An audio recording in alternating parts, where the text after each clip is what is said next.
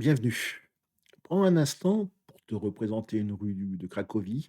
Les pavés usés brillent sous la lumière douce et soudain, une fresque murale apparaît, mêlant des motifs traditionnels à des traits contemporains.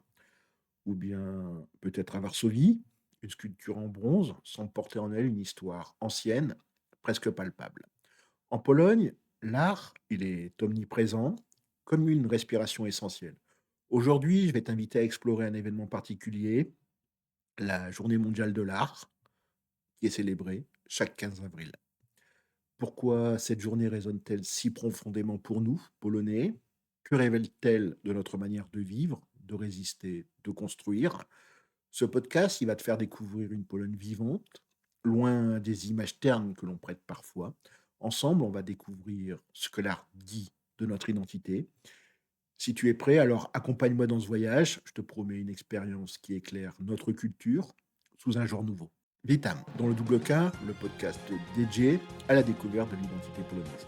Je suis Jean-Philippe et ici, on explore ce que signifie être polonais aujourd'hui avec une perspective moderne. Le principal objectif, c'est de dépasser un petit peu les préjugés et de présenter une Pologne ancrée dans son époque, riche de sens.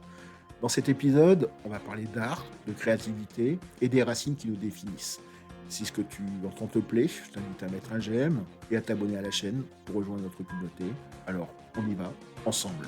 On va d'abord commencer par l'origine de cette journée mondiale de l'art. C'est en 2012 que l'Association internationale des arts décide de consacrer une date à la créativité mondiale. Le but, c'est simplement rappeler que l'art transcende les frontières, qu'il unit les peuples et porte des valeurs comme la liberté ou la paix. Pourquoi le 15 avril? En fait, c'est la date de naissance de Léonard de Vinci, cet artiste qui, avec ses peintures et ses inventions, a prouvé que l'art pouvait transformer le monde. Partout sur la planète, cette journée, elle prend vie un petit peu différemment. À New York, des expositions de rue mettent en avant des artistes émergents. À Tokyo, des installations lumineuses illuminent la nuit. En Afrique du Sud, des danses ancestrales rencontrent des rythmes modernes. C'est une célébration de l'imagination, une invitation à voir ce que l'art peut offrir. En Pologne, on adopte cette journée à notre manière. Ici, l'art n'est pas un simple ornement, il fait partie de notre histoire, de notre résistance. Le 15 avril, les musées de Varsovie ou Poznań ouvrent leurs portes gratuitement. Les écoles d'art, elles dévoilent les travaux des élèves, souvent inspirés par nos traditions. Dans les parcs, des musiciens jouent des mélodies de Chopin ou des compositions nouvelles qui revisitent notre patrimoine. Cette journée, elle devient un petit peu un moment où nous affirmons notre créativité reflète qui nous sommes.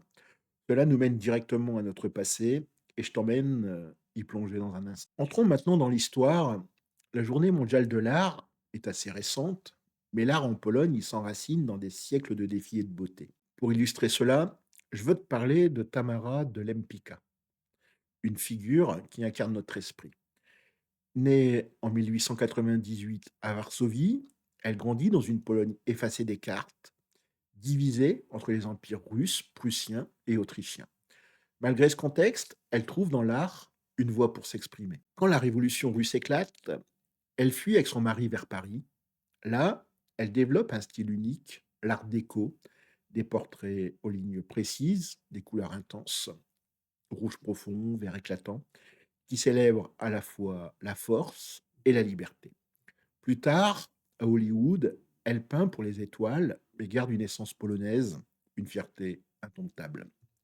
Ses œuvres, comme La femme en verre, ne sont pas de simples tableaux, elles portent un message de résilience, comme si elle disait au monde: «Nous existons, nous brillons». Tamara, elle est loin d'être un cas isolé. Si on remonte un petit peu le temps jusqu'au 19e siècle, Jan Matejko, il immortalise nos batailles et nos rois dans des toiles grandioses pour que notre mémoire survive à l'occupation. Pendant la Seconde Guerre mondiale, des artistes clandestins, ils dessinent aussi des affiches contre l'oppression, au péril de leur vie. Chez nous, tu vois, en Pologne, l'art a toujours été un acte de courage, un moyen de préserver notre identité quand tout semblait perdu. Ainsi, le 15 avril, En célébrant l'art mondial, nous honorons aussi ces figures qui ont fait de chaque création un symbole de notre persévérance. Tamara, Matahiko, ces anonymes sous la guerre, ils nous rappellent que l'art est une force qui nous a maintenus debout. Cette histoire, elle continue de façonner ce que nous sommes et nous allons voir comment cela se manifeste aujourd'hui. Alors, comment célèbre-t-on cette journée de l'art aujourd'hui en Pologne? Il n'y a pas de grande cérémonie officielle, mais une atmosphère particulière s'installe. À Varsovie, le Centre d'art contemporain, il va proposer des expositions accessibles à tous, où se mêlent sculpture moderne et écho de notre folklore. À Cracovie, dans les écoles, les élèves peignent des scènes inspirées par Stanisław Wierzbowski, avec ses arbres tordus ou ses dragons légendaires. Dans les villes comme Kazimierz Dolny, des artisans travaillent le bois en plein air, sculptant des formes simples, animaux, figures saintes, qui rappellent nos récits d'autrefois. Les cinémas indépendants, ils vont projeter des films d'art polonais, souvent en noir et blanc, où chaque plan porte une émotion brute. Tu vois, ce n'est pas spectaculaire au sens bruyant du terme, mais c'est sincère. L'art ici, il est ouvert à chacun, pas réservé à quelques privilégiés. Cette approche, elle te plonge dans notre culture et elle révèle des valeurs que nous allons explorer maintenant. On va en venir à l'essentiel et voir ce que nous apprend cette journée de l'identité polonaise. L'art en Pologne, c'est pas une distraction, il reflète ce que nous portons en nous. On va prendre d'examiner cela ensemble. D'abord, tu as la résilience. Tamara de Lempicka s'illustre parfaitement face aux occupations, aux bouleversements, nous avons toujours créé. Sous le régime communiste, des cinéastes comme Andrzej Wajda dissimulaient des messages d'espoir dans leurs œuvres en contournant la censure. Le 15 avril, lorsque nous exposons nos travaux, c'est une manière de dire, les épreuves ne nous ont pas brisés, elles nous ont façonnés. Cette force est un peu au cœur du caractère polonais. Ensuite, tu as la communauté. Chez nous, l'art, il se partage. Lors d'un concert de Chopin à Jelajowa Wola, tu vois des générations réunies, des familles entières qui écoutent, ressentent ensemble. Ce jour-là, les musées gratuits et les ateliers publics invitent chacun à participer. Nous formons une collectivité et l'art est notre lien. Cela nous distingue. Dans d'autres pays, l'art peut rester distant, élitiste. Ici, il vit dans les rues, sur les murs des immeubles à Gdansk, dans les discussions dans les cafés. Puis, tu as aussi la liberté. L'art polonais a souvent été un espace de résistance. Les poèmes de Czesław Miłosz, qui ont été écrits en exil, portent une vérité libre et brute. Les mises en scène de Tadeusz Kantor défiaient les contraintes du régime.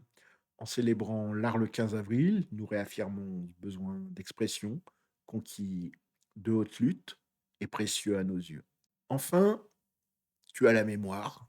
Nos créations, ils sont un peu des ponts vers le passé.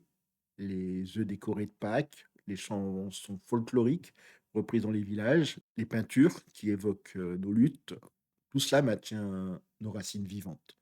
Ce jour-là, exposer notre art, ça va signifier honorer nos ancêtres tout en regardant vers demain. Ainsi, ce Światowe Dzień Sztuki, il devient un peu une célébration de ce que nous sommes, résilients face à l'adversité, unis par un esprit collectif, attachés à notre liberté et porteurs d'une mémoire qui nous guide. Voilà une Pologne moderne, dynamique, qui t'ouvre ses portes. Nous allons en tirer quelques conclusions juste après. On va résumer ce parcours en explorant cette journée mondiale de l'art et de ce qu'elle dévoile de l'identité polonaise. La résilience qui nous pousse à créer malgré les obstacles, la communauté qui fait de l'art un bien partagé, et la liberté que nous défendons à travers lui, et la mémoire qui ancre notre présent dans notre histoire. Cela dessine une Pologne vivante, loin des stéréotypes d'un pays immobile. Cette réflexion, évidemment, elle va ouvrir des perspectives dans une époque où tout s'accélère. Comment l'art peut-il encore nous rassembler? Je te propose une seule question. Quel souvenir d'art polonais te touche particulièrement? Une peinture, une mélodie, une œuvre qui t'a marqué? Je te demande de le partager en commentaire. J'ai hâte de découvrir ce qui te parle. Dans le prochain épisode, on va changer d'horizon encore une fois. On va parler de cette journée européenne du contrôle de vitesse. On va penser aux routes polonaises sous un ciel gris, aux radars qui veillent, et à ce que cela dit de notre société, nos priorités, notre sens de la responsabilité. Ce sera certainement une occasion de réfléchir à notre place en Europe et à ce qui nous définit. Pour pas manquer cette exploration, je t'invite à t'abonner à la chaîne et on va se retrouver bientôt pour ce nouveau chapitre. Avant de nous quitter, une dernière chose, si cet épisode t'a plu, si tu as senti l'esprit polonais à travers ces mots, je t'encourage à mettre un j'aime et à t'abonner à la chaîne YouTube UWK. Cela m'aide à poursuivre le projet. Et si tu souhaites soutenir UWK, tu as aussi un lien dans la description. Je te remercie d'être là au quotidien. Tu fais partie aussi de cette aventure et c'est précieux. Quoi qu'il en soit, je te souhaite de passer une très bonne journée. Legonia, à demain, de Yutra, à très bientôt, do zobaczenia.